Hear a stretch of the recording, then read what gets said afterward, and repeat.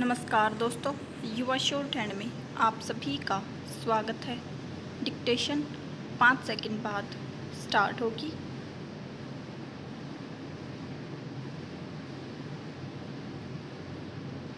So be ready, start. उपाध्यक्ष महोदय, हमारे संविधान में सभी बालकों के लिए निःशुल्क प्राथमिक शिक्षा की व्यवस्था है विराम। लेकिन यह योजना इसलिए असफल रही है क्योंकि बालकों को स्कूल भेजने के लिए कोई कानूनी अनिवार्यता नहीं है विराम। हमारे देश में अधूरी शिक्षा छोड़ने वाले बालकों की संख्या इतनी अधिक है कि इससे शिक्षा के क्षेत्र में प्रगति रुक गई है विराम। मंत्री महोदय को इस बात पर विचार करना चाहिए कि क्या सभी राज्य सरकारों को यह निर्देश दिए गए कि सभी बालकों को स्कूल जाना अनिवार्य करने के लिए कानून बनाएं और एक विशिष्ट स्तर तक अवश्य शिक्षा ग्रहण करें विराम। पहला, राष्ट्रीय लोक सहकारिता और बाल विकास संस्थान ने मार्च 1976 में दोपहर के खाने के लिए योजना के बारे में सर्वेक्षण किया और यह पता चला कि बालकों के लिए निर्धारित खाद्यान्न बड़ी आयु के लोग समाप्त कर देते हैं और उनके लिए कुछ भी नहीं बचता विराम। इसके साथ साथ बालकों के लिए खरीदे गए तथा उनमें वितरित किए जाने वाले खाद्यान्न का समुचित लेखा जोखा नहीं रखा जाता है विराम। वास्तव में यह शोचनीय स्थिति है विराम। हमें यह पता नहीं है कि दोषियों के विरुद्ध सरकार ने क्या कार्यवाही की है विराम। वस्तुतः हम अपने बालकों की ओर उचित ध्यान नहीं देते हैं विराम। पहला, हमारे देश के बालकों को आज कुछ विशिष्ट समस्याओं का सामना करना पड़ रहा है विराम। प्रथम तो कुपोषण की समस्या है और दूसरे बाल अपराध की विराम। संयुक्त राष्ट्र शैक्षणिक, वैज्ञानिक तथा सांस्कृतिक संगठन के आंकड़ों के अनुसार 18% बालक गंभीर कुपोषण के शिकार हैं विराम।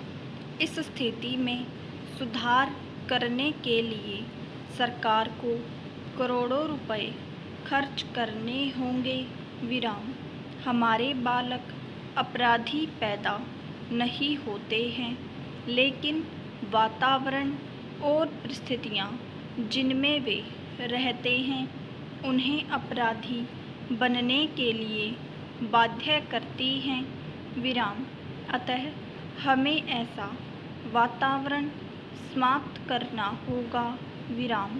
पहला, यद्यपि संविधान में यह स्पष्ट उल्लेख है कि राज्य का यह कर्तव्य है कि वह 14 वर्ष तक की आयु के स्कूल जाने योग्य सभी बच्चों को मुफ्त अनिवार्य शिक्षा प्रदान करे, परंतु इसे लागू करने की दिशा में कोई प्रयत्न नहीं किया गया विराम। इसी प्रकार यह भी उपबंध है कि 14 वर्ष तक कम आयु के किसी बच्चों को किसी फैक्ट्री में काम पर नहीं लगाया जाएगा, परंतु हम यह देखते हैं कि अब भी खानों में, फैक्ट्रियों में तथा होटलों में अनेकों बच्चे काम कर रहे हैं विराम। इसके अतिरिक्त हम देखते हैं कि आज भी अनेकों बच्चे सड़कों गलियों में भीख मांगते हैं और वहीं सो जाते हैं तथा उनकी ओर कोई ध्यान नहीं दिया जाता। विराम। ऐसे मामले भी सामने आए हैं जिनमें बच्चों को अपंग करके भीख मांगने को मजबूर किया गया है। विराम। बच्चों को अपंग कर उनसे भीख मंगवाने वाले समाज के घोर शत्रु हैं। उनके विरुद्ध कठोर से कठोर कार्रवाई की जाए। विराम। बच्चों द्वारा भीख मांगने पर कठोरता से प्रतिबंध लगाया जाए। विराम। पंजाब और मध्य प्रदेश सरकारों ने इस संबंध में कानून पास किए हैं। विराम। ऐसे कानून राष्ट्रीय स्तर पर पास किए जाएं। विराम। इससे इस बुराई को दूर करने में बड़ी सहायता मिलेगी। विराम।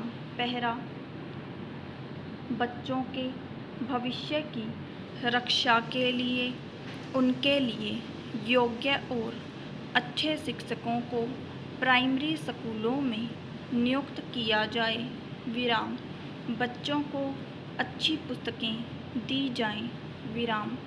उनके लिए अच्छी बाल फिल्मों का निर्माण किया जाए जिससे उन्हें निर्माण काल में स्वस्थ प्रभाव डाला जा सके। विराम। आज जो बच्चों को शिक्षा दी जा रही है उसमें बड़ी विषमता है। विराम।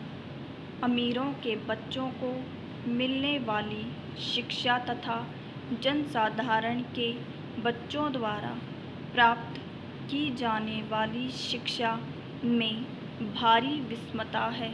विराम। इस विषमता को दूर किया जाए। विराम।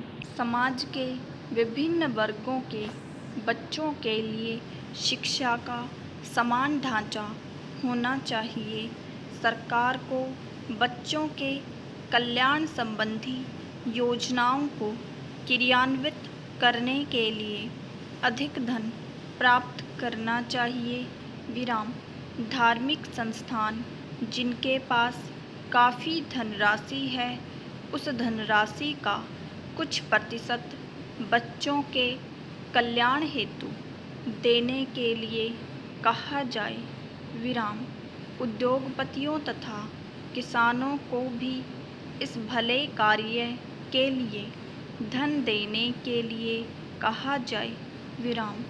आर्थिक प्रगति की कोई समान नीति को न बनाए जाने के फलस्वरूप क्षेत्रीय विषमताएं उत्पन्न हो गई हैं। विराम। इसी तरह जब तक समूचे देश में बच्चों के लिए एक समान नीति तैयार नहीं की जाती तब तक यह विषमता और अधिक बढ़ेगी और इसका एकमात्र समाधान यही है कि इस विषय को अनुवर्ती सूची में रख दिया जाए। विराम। बच्चों संबंधी राष्ट्रीय नीति को बनाते समय यह ध्यान में रखा जाना चाहिए कि बच्चे राष्ट्रीय विकास के समूचे ढांचे का आधार हैं और इसलिए उनके स्वास्थ्य की देखभाल तथा सर्वांगीण विकास को उच्चतम प्राथमिकता दी जानी चाहिए। विराम। बच्चों का स्वास्थ्य उनकी शिक्षा से अधिक महत्वपूर्ण है। विराम। इस उद्देश्य के लिए एक निश्चित कार्यक्रम तैयार किया जाना चाहिए और संसद के माध्यम से केंद्रीय सरकार को इसके लिए जिम्मेदार ठहराया जाना चाहिए। विराम। जब तक कोई बच्चा स्वस्थ और तंदुरुस्त नहीं है तब तक उसके लिए शिक्षा का कोई लाभ नहीं है। विराम। अतः यह नितांत आवश्यक है कि बच्चों को स्वस्थ और आरोग्य रखा जाए। विराम। भारत के प्रत्येक ग्राम में एक प्रसूति केंद्र होना चाहिए जिसमें बच्चों के सुरक्षित जन्म और बाद में उनकी उचित देखभाल को सुनिश्चित किया जा सके। विराम। इन शब्दों के साथ मैं इस संकल्प का समर्थन करता हूँ। विराम।